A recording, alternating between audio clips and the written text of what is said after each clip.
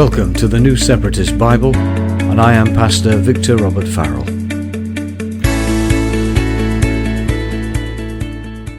Genesis chapter 37. Now Jacob lived in the land in which his father was a stranger, even in the land of Canaan. These are the generations of Jacob. Joseph, being 17 years old, was feeding the flock with his brothers, and the lad was with the sons of Bilhah and with the sons of Zilpah, his father's wives. And Joseph brought to the attention of his father their evil gossip. Now because he was the son of his old age, Israel loved Joseph more than all of his other children, and so he made him a coat of many colours.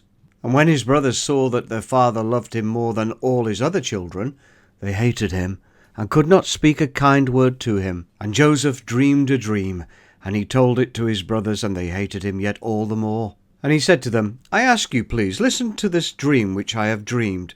For look now, we were binding sheaves in the field, and lo, my sheaf rose up and also stood upright, and behold, your sheaves gathered around it and bowed down in reverence to my sheaf. And his brothers said to him, Shall you indeed reign and rule over us? And shall you indeed have complete dominion over us? And they hated him so much the more, both for his dreams and for his words.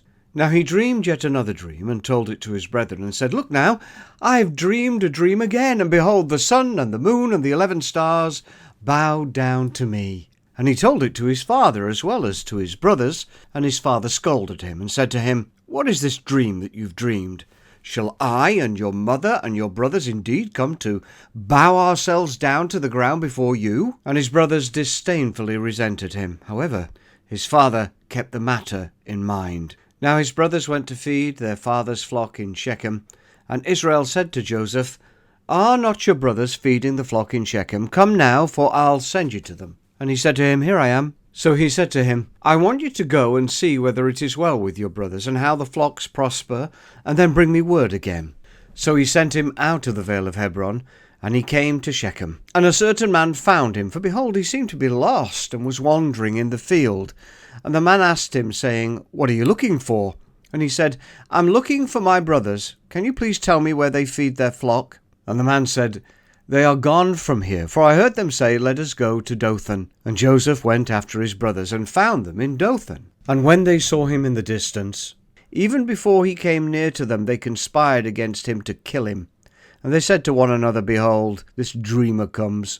Therefore come now, and let us kill him, and fling him into some pit. And we will say, Some evil beast has gobbled him up. And then we shall see what becomes of his dreams. But Reuben heard it, and he delivered him out of their hands by saying, Let us not kill him. Then so that he might snatch him out of their hands, so as to once more restore him to his father, Reuben said to them, Shed no blood, but rather throw him into this pit that is in the wilderness, but do not lay a hand upon him. So consequently, when Joseph arrived among his brothers, they stripped Joseph out of his coat, even his coat of many colours that was on him. And they took him and threw him into a pit, and the pit was empty, for there was no water in it. Then they sat down to eat bread, and they lifted up their eyes and looked, and behold, a company of Ishmaelites were coming from Gilead with their camels, bearing spices and balm and myrrh, on their way to carry them down to Egypt. And Judah said to his brothers, What profit is it to us if we kill our brother and then conceal his blood? Listen to me now, and let us sell him to the Ishmaelites, and do not let our hand be upon him, for he is our brother, and he is our flesh. And his brothers obeyed him regarding this plan. Then the Midianite merchantmen passed by, so they dragged and lifted up Joseph out of the pit, and sold Joseph to the Ishmaelites for 20 pieces of silver, who then brought Joseph into Egypt. Later Reuben then returned to the pit, and behold, Joseph was not in the pit, and he tore his clothes. And he returned to his brothers and said, The child is not over there, and as for me, where shall I turn?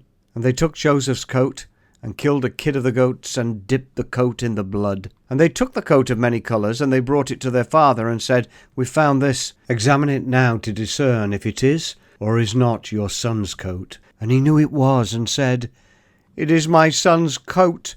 An evil beast has devoured him. Joseph is now without doubt torn in pieces. And Jacob tore his clothes, and put sackcloth around his waist, and mourned many days for his son. And all his sons and all his daughters rose up to comfort him. But he refused to be comforted, and said, Surely I will go mourning down into the grave to meet my son. And in this way his father continually wept for him. And the Midianites sold him into Egypt to Potiphar, an officer of Pharaoh's captain of the guard.